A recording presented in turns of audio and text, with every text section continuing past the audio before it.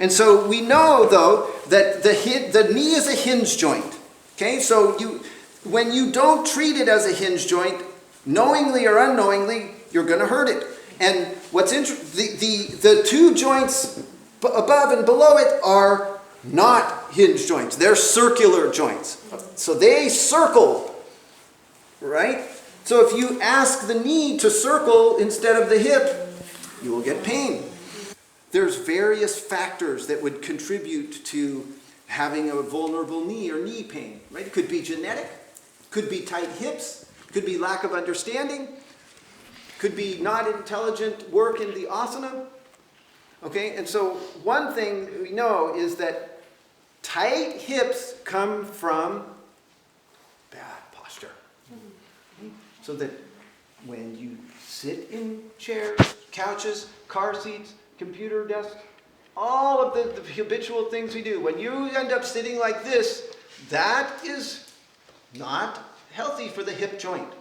And by extension, not healthy for your knee. Okay, so you have to live more upright.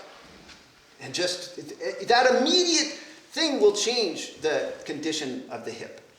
Okay, then from there, you work very carefully and systematically. And that opening the hips in an external rotation is very frog-like and very active. Do this with me, Hannah. So you want to get hip intelligence. So if you, like all this doesn't bother your knee, right? Yeah, and look, this work, come on, Dave. What are you doing?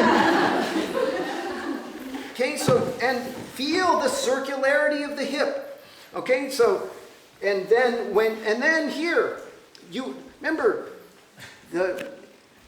you're expressing gestures. So and the whole body participates in a gesture. So if there's energy stuck somewhere in one hip or knee, then there will be a tendency to slog with that, to kind of, it won't move. And then the ego will get involved and you'll take hands on that thing. And you'll like make it do it, right?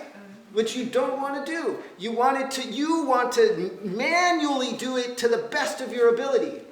Remember that asana is a healing thing. Okay, it's the mind that distorts it and turns it into something harmful. Okay, and also a lack of ingenuity or creativity or understanding. When you get creative with it, you heal. You at least don't harm. Okay, but even more, you either heal or you, like what he said, you extend the life of something. Okay, so you have genetic predispositions and things you can't help, but you can actually help yourself with your asanas. But you have to see them medicinally, and so to form a negative opinion about it is to kind of lose power to create, to see what could happen, what could develop from it.